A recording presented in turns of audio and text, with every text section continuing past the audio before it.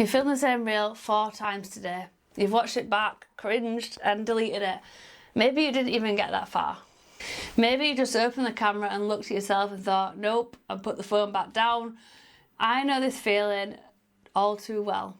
Not just from working with coaches, but from living it myself as well. Before we get started with this video, I want to make sure that you're not only subscribed, but you like this video. Comment below at the end and let me know your biggest filming struggle. I was age 16, a size 16. And somewhere along the way, I thought that being last to be picked through the teasing, through every PE lesson was where the message was clear without anyone having to say it. You see, I built a belief that I just wasn't athletic.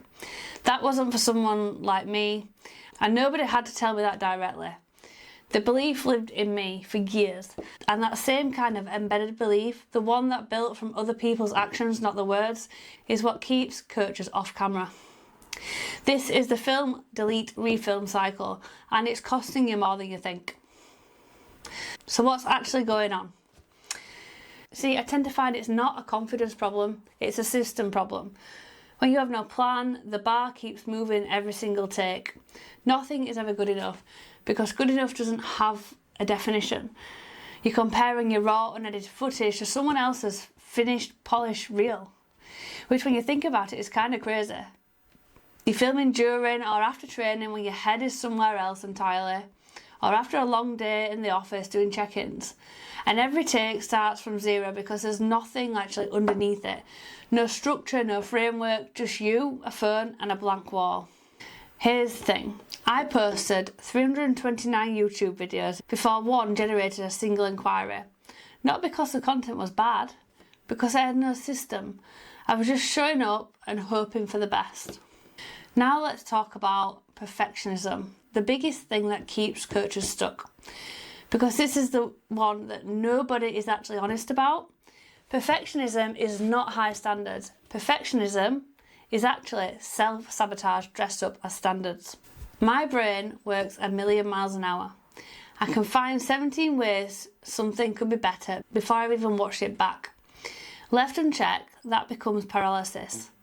Now, competing in bodybuilding and bodybuilding prep actually broke that pattern for me. You don't wait until you feel ready to get on stage, do you? You train, you show up, you do the reps, whether you feel like it or not. Camera confidence works exactly the same way. It's essentially like a muscle. You don't build it by deleting everything. One of my editing clients, Dara, put it better than I ever could. He said before we worked together, he'd spend an hour filming a reel, then an hour editing that reel, end up stressed and still not post it. He told me that by removing the stress from the editing process, he stopped overthinking entirely. Now he just films, sends and posts. And this is exactly what a system does. It removes decisions, so you stop spiralling out of control and in your own head. So here are the practical fixes, and they're really simple. Number 1. Separate filming from your training and from check-ins. These two are completely different headspaces. Treat them that way. I do not pick up a camera after a heavy leg session. My head is just not there, neither is yours. And number 2, script before you film. Even 3 bullet points on your phone changes everything, and that is literally all I'm using right now. Number 3, set a take limit. 2 takes, post the better one, move on. Done. Number 4, do a warm-up. Before any batch session, I answer 3 quick-fire questions on camera, unscripted, just to get comfortable talking on camera, even though I've done it a million times. Not necessarily for posting, just to break the cold start. By take 3, your brain has stopped treating the camera like a threat and thinking it is like a friend at the other side of the lens. And number 5, batch film. Film at least 5 reels in one session, instead of 1 reel 5 times across the week. The same setup costs and time, 5 times the output, it just makes sense. And number 6, if editing is where you spiral, then that is a thing you need to delegate. You film, someone else edits, the content goes out, the cycle breaks. And today, here's the mindset shift that I need you to leave with.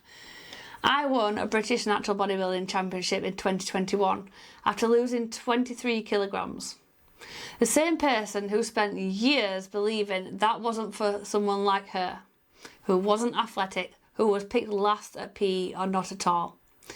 The difference between the person who wins and the person who doesn't isn't talent. It's the willingness to keep showing up when it is uncomfortable. Your audience cannot find you, cannot trust you or pay you if you are invisible. One viral video means nothing if you disappear the next day. I have seen coaches chase viral content and vanish within 6 months because there was no foundation underneath it.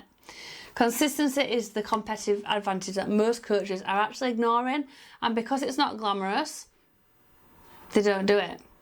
329 videos, and someone found me 2 years ago, followed silently, and then became a client. That is what consistency actually looks like. So the film, delete, refilm cycle is optional. It only exists without a system. If you want a framework for filming consistently without the stress, the free gym filming playbook video guide is in the description below. If you want the whole system built around your business, this is what my one-to-one coaching is for. Again, link in the description for that service. And make sure you drop me your biggest filming struggle in the comments. I read every single one. I'll see you in the next video.